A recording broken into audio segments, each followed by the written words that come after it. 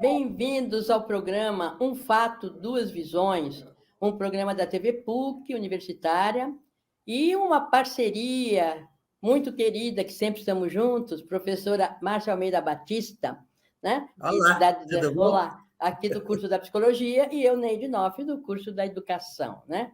Duas visões, tem que ser duas áreas de conhecimento, né, Márcia? Exatamente. Duas convidadas, as nossas convidadas de hoje, nós temos duas convidadas, dose dupla, o pessoal que está nos vendo e ouvindo. São duas pessoas doutoras na área de educação, do Rio Grande do Sul, uma de Passo Fundo, outra de Porto Alegre, né? E que se encontraram para conversar e resolveram montar uma produção com o título O Aprender na Terceira Idade. Então, eu acho que a Denise Costa Cerone, de Porto Alegre, né? Olá. Aqui, nossa convidada, doutora em educação, especialista em psicopedagogia, professora universitária, né? E também parceira dela, Yara Cairão, nossa parceira há muito tempo, Yara querida, sempre muito juntas, eu e você, muitos anos na psicopedagogia, né? E na parceria universitária que temos também. A Yara também doutora na educação, e as duas preocupadíssimas e competentes no aprender na terceira idade. Né? Então, bem-vindas, obrigada pela disponibilidade. Obrigada, Neide. E dose dupla, para nós é interessante, né, Márcia? A gente sempre faz. É verdade. Hoje é dose dupla, então vamos ver como nós vamos organizar aqui o tempo. Então, normalmente, a questão que a gente faz é o seguinte: vocês duas se uniram para organizar um material e continuar aprofundando um tema muito relevante, super complexo, e que muita gente está vivendo, que é a terceira idade. E nessa terceira idade, vocês escolheram, felizmente, um tema agradável, que é o aprender na terceira idade, e não necessariamente outros aspectos, que eu nem vou dizê-los. Vou ficar só com a palavra aprender da terceira idade, ok? Então, a questão que eu pergunto aí, não sei se a Yara ou a Denise poderia começar respondendo, que é o seguinte: por que esse interesse na aprendizagem e pegando o foco da terceira idade? Por quê? Olá a todos. Tanto a Denise como eu vamos dar uma palavra a respeito dessa obra que nasce do desejo de aproximar a psicopedagogia à terceira idade, porque o aprender não tem idade. Então, Denise e eu nos juntamos, nos abraçamos nessa causa, no sentido de que possamos abrir um debate, ou participar, melhor dizendo, participar de um debate que já existe, embora o estado da arte nessa área do aprender na terceira idade, e sobretudo na psicopedagogia, ainda carece de mais registros. Não que não hajam pesquisas nessa área, mas os registros são ainda restritos. Então, nasce uma obra, eu falo desde o lugar, Neide, Márcia e ouvintes, da pedagogia, sou pedagoga, psicopedagoga, meu doutorado e mestrado é em educação, então eu falo desde o lugar da educação, minha tese de doutorado é na área da educação, e por isso, Denise e eu sentimos que tínhamos muito a discutir, a dialogar em torno dessa obra, porque é o aprender na terceira idade. Então, revisão, retomada teórica e prática. Então, esse aprender que vai para além. Maturana dizia em tempos idos que vivendo e aprendendo foi substituído nesse novo paradigma por aprender e viver. Só quem aprende mais, vive mais. Então, essa obra chega no momento para compor. Não trazer. Só para perguntar para a Denise, uma curiosidade, Denise, que é o seguinte: eu sei que nesta obra sobre a terceira idade, que ela, na verdade, ela é universal, mas eu sei que você se preocupou, você e Denise se preocuparam por diferentes estados brasileiros. Me conta um pouco como você juntou Bahia, Rio Grande do Sul, São Paulo, Alagoas, Mato Grosso, Minas Gerais, Goiás. Vocês fizeram uma situação que não é teoricamente, só a terceira idade, genericamente, eu diria. Mas como cada estado que vocês conseguiram organizar nesta obra, depois, Yara, você mostra para nós o livro, depois você mostra para o pessoal ver. Então, como você conseguiu juntar? Como você fez essa proeza? Olá, pessoal, é uma alegria estar aqui com vocês. E essa tua pergunta é muito interessante porque ela vem bem mostrar, assim como a velhice, ela não se dá de uma única forma e de um único jeito, existe essa pluralidade no envelhecimento, também existem essas diferenças que são regionais, que são das próprias culturas, dos próprios espaços. Então, a Yara, que é uma pessoa muito articulada e muito bem querida em todo esse Brasil, foi buscando esses contatos, essas pessoas com as quais ela já tinha uma certa relação, um certo conhecimento, e alguém indica alguém, e essa obra foi se espalhando, como diríamos aqui no Sul, ela foi se espraiando pelo Brasil. Então, nós vamos vendo as diferenças desse processo do envelhecimento, que para nós é muito interessante deixar claro, e fica claro na obra, que a velhice ela é multifatorial, ela é também singular, porque ela vai se dar para cada uma de nós, para cada um de nós, de um determinado jeito, conforme vivemos a vida, conforme os cuidados que temos com a nossa saúde, com o nosso bem-estar, com as políticas públicas que estão disponíveis. Então, ela vai se dando de diferentes formas, não há um único jeito de envelhecer. E essa é a riqueza de poder envelhecer e continuar aprendendo, ter essa certeza, né? A aprendizagem como essa potência, como aquilo que nos faz levantar todos os dias, aquilo que nos coloca frente aos desafios. E foi um desafio juntar esse povo todo, de todo o Brasil, e resultou numa obra linda, que tem tanto experiências práticas como teóricas, faz a aproximação de vivências e experiências e diferentes olhares sobre o processo do envelhecimento humano. E a pergunta também é assim, para continuar aprendendo, existe algum requisito ou ele é natural? Eu vou perguntando, vocês vão respondendo aí, claro. Se possível. Certo. Pergunta boa, hein, Yara? Perfeito. Antes eu gostaria de mostrar a carinha do nosso livro.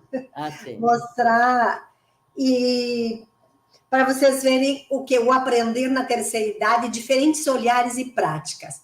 Como vocês podem ver, é um elenco de autores. Nós temos um grupo de autores, como você bem disse, Neide, nós temos do Pará, Belém do Pará até o Rio Grande do Sul, passando por diversas cidades. São Paulo, nós temos um grupo representativo de 5 pessoas, temos um grupo de Minas Gerais, temos da Bahia, enfim, pessoas de vários lugares do Brasil que trazem suas experiências, suas contribuições teóricas e práticas. O livro é dividido em 2 partes. Na parte 1, percursos teóricos e reflexões. E a parte 2, onde nós apresentamos práticas diversas. Eu gostaria de dar um destaque especial, se me permite, Neide, no capítulo que abre esse livro. É o capítulo que trata da andragogia, reflexões sobre aprendizagem na terceira idade. Me permita dizer quem são os autores desse capítulo que abre o livro. Não posso dizer de todos os autores, mas o capítulo que abre o livro me permite. Neide de Aquino Noves, Paulo Roberto Barbosa, Cláudia Xavier da Costa Souza. Faço essa referência porque vem da PUC de São Paulo. Não tem por que eu não registrar, porque é o capítulo 1º dessa obra, e que faz uma abordagem ampla sobre a questão da andragogia e sobre a aprendizagem na terceira idade. Eu queria que você contasse para a gente o que é andragogia, porque é uma palavra...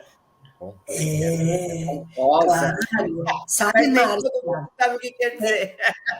De fato, esse capítulo é tão belo que eu vou deixar assim o gostinho de quero mais para ser lido porque tanto a Neide como o Paulo e a Cláudia fizeram um resgate teórico e acrescentando uma discussão que vale a pena, razão pela qual ele abre o livro. Mas primeiro você precisa contar para nós o que é andragogia. Vai lá. Certo. Porque essa andragogia que trata da pedagogia do adulto, dessa vivência, do aprender que não está balizado por uma idade. O adulto maduro, o adulto, enfim, que ainda se discute os limites, os parâmetros que hoje não há mais.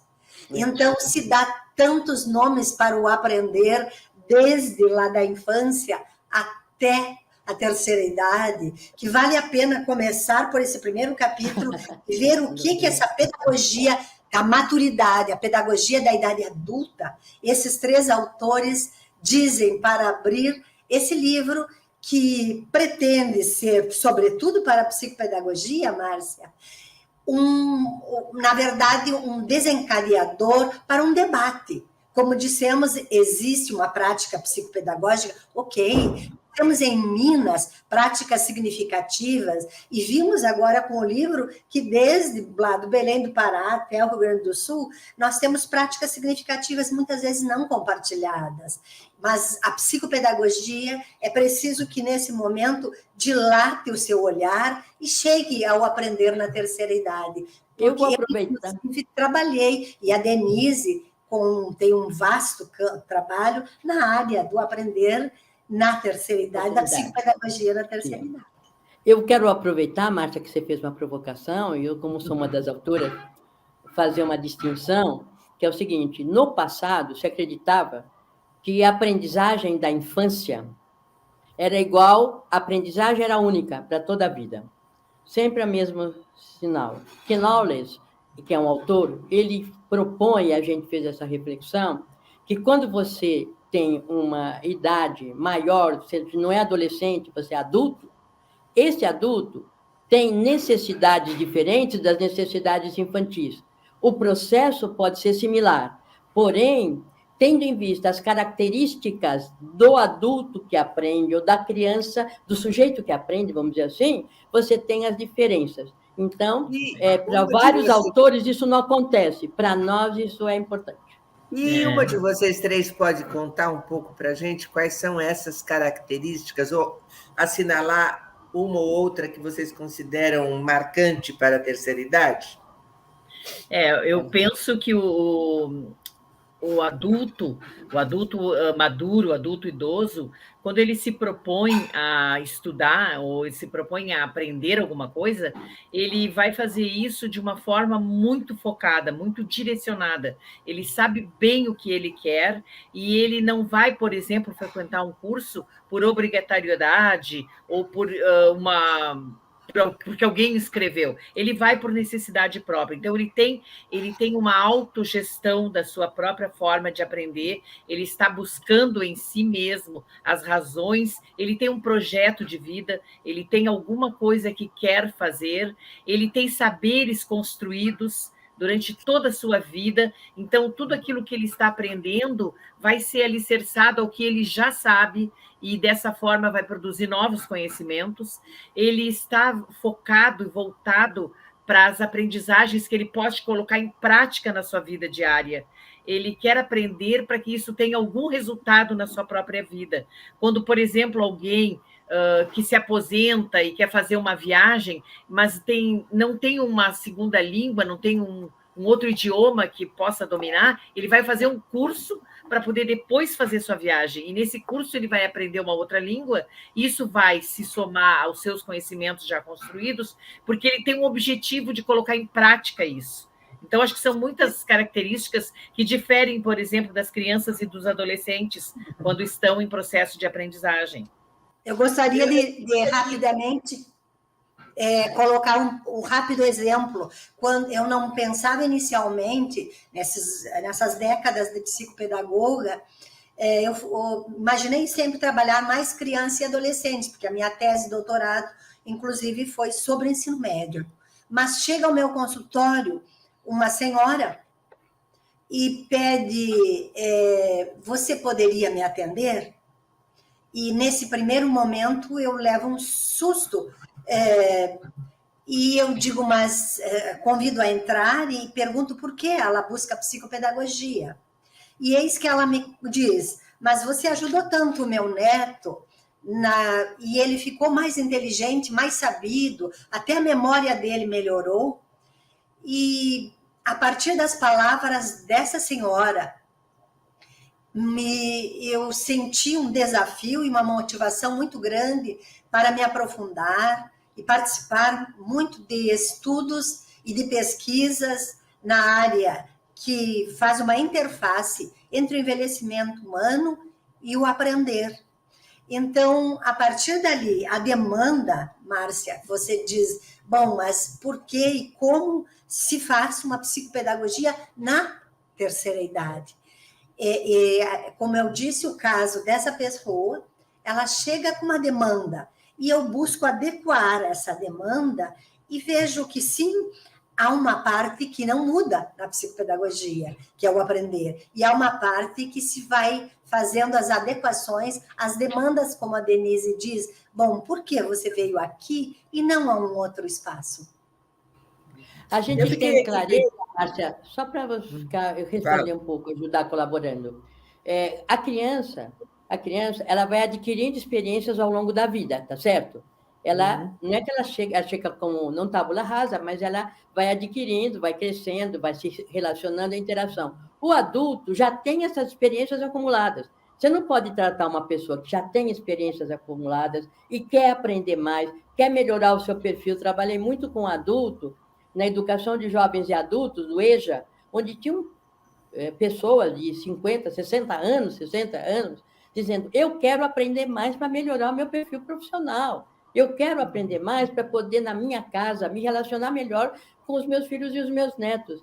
E essas pessoas foram mobilizando uma forma de aprender que estavam motivadas para aprender, tinham experiências anteriores, tinham uma necessidade de saber, por saber, não para ter título. Assim, esse autoconceito, eu vou aprendendo melhor, eu vou me sentir melhor comigo mesmo e nas relações sociais. Então, isso fez com que a andragogia pegasse força, mas ela é complexa ainda, porque várias pessoas pensam que aprender é igual, independente da faixa etária.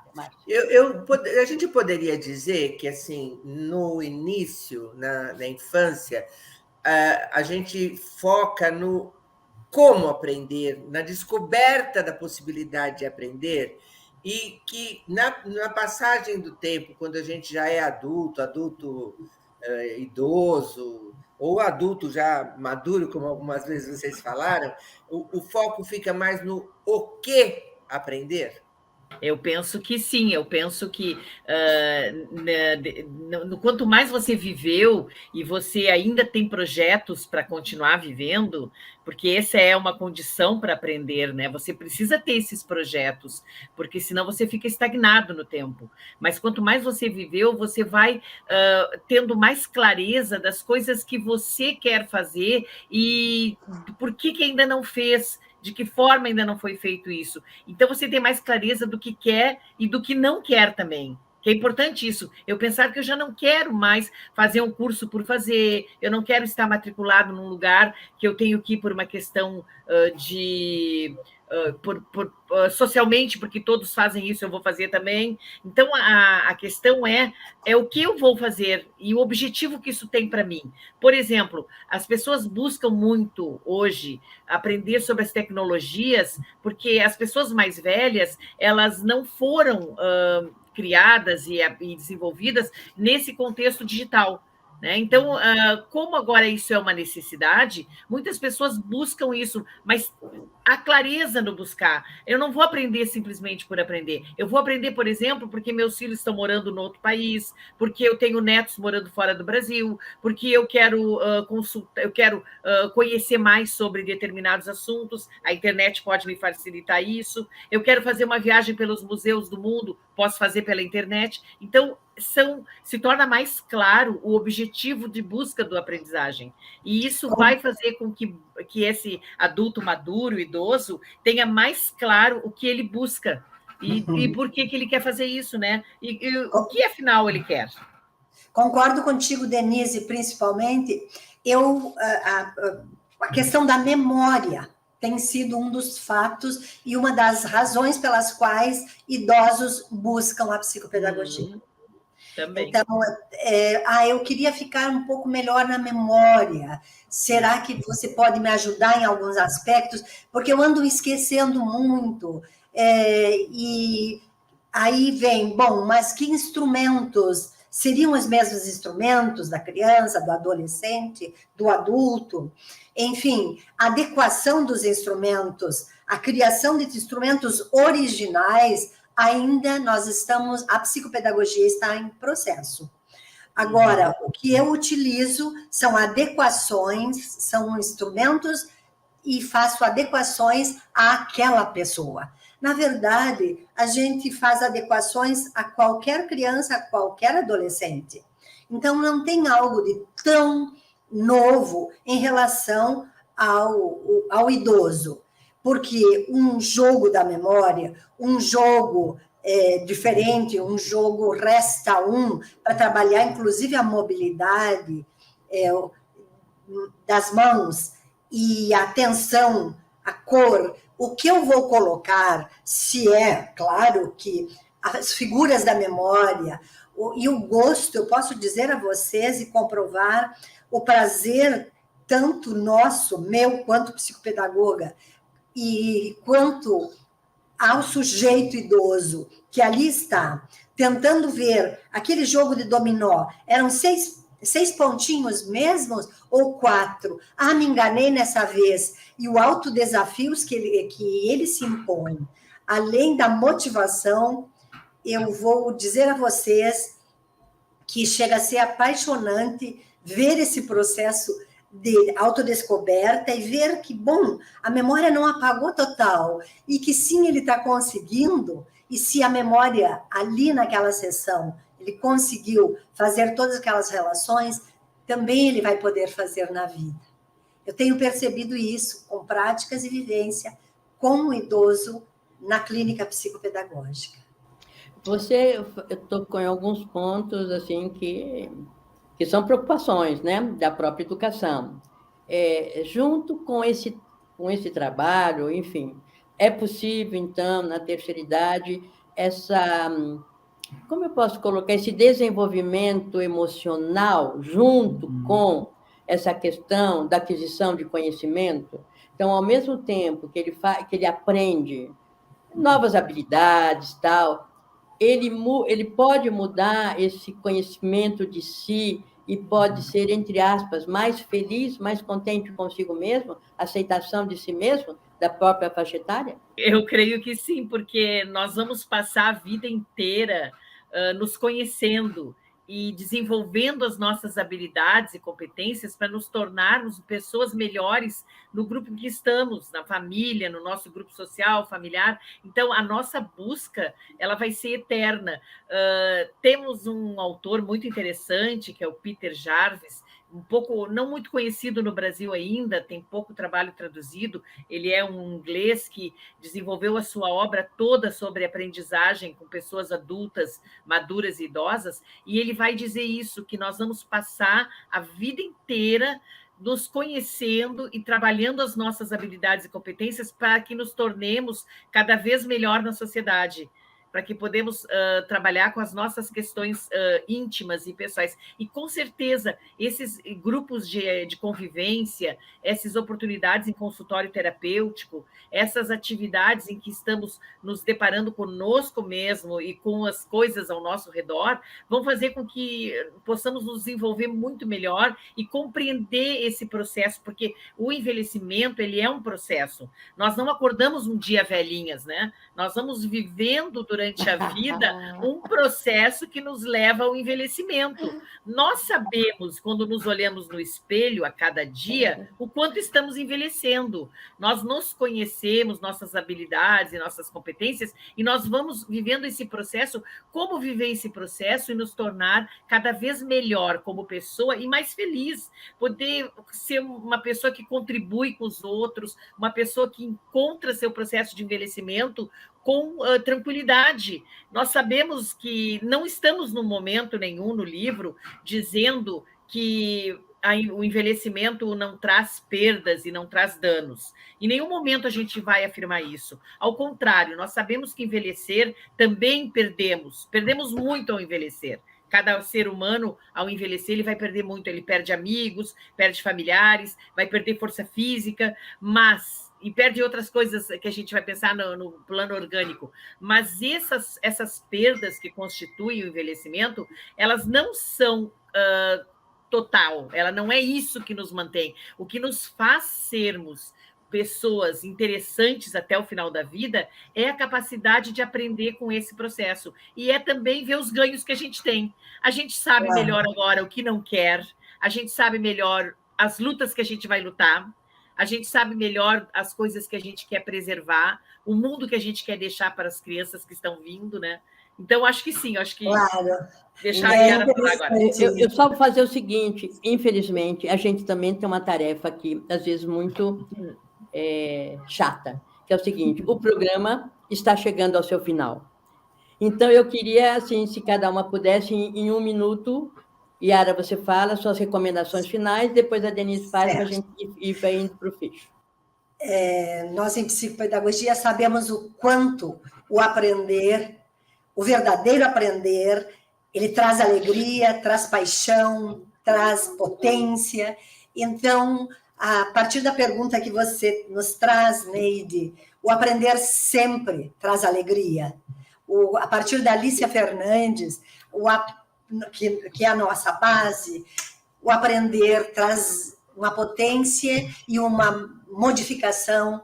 Nós não saímos iguais de uma mesma situação em que aprendemos. Na minha experiência de psicopedagoga, eu tenho vivenciado essa alegria de, junto com o aprendente-ensinante, sair mais feliz. E você perguntava, é possível também ser mais feliz ao aprender, mesmo na terceira idade? Com certeza, eu digo a partir da minha experiência. Eu quero agradecer esse espaço, esse momento com vocês, e quero terminar só dizendo um poema da Cora Coralina, que eu aprendi na minha vida a respeitar e amar muito a sua obra. E ela diz assim, a Cora: recria tua vida sempre, sempre. Remove pedras e planta roseiras. E faz doces. Recomeça. Faz da tua vida mesquinha um poema. E viverás no coração dos jovens e nas memórias das gerações que hão de vir. Nossa, belíssimo. E a Cora Coralina deu um exemplo belíssimo de vida, né? Eu tive a oportunidade de conhecer lá a casa dela. Nossa, fiquei impactada cada vez que eu imagino a Cora naquela cozinha e aquele rio passando por trás, e ela escrevendo, e ela querendo publicar. Eu acho que é uma coisa que todo mundo devia conhecer em Goiás. Eu conheci lá como Goiás Velho, né? Não sei se tem outro nome, mas é Goiás Velho. Obrigado, Márcia. Algumas observações finais? Não, só agradecer a presença de todas e pensar se talvez a gente possa, em algum momento, voltar a esse tema que é tão interessante. Obrigado. Então, obrigado para vocês pela participação e até a próxima.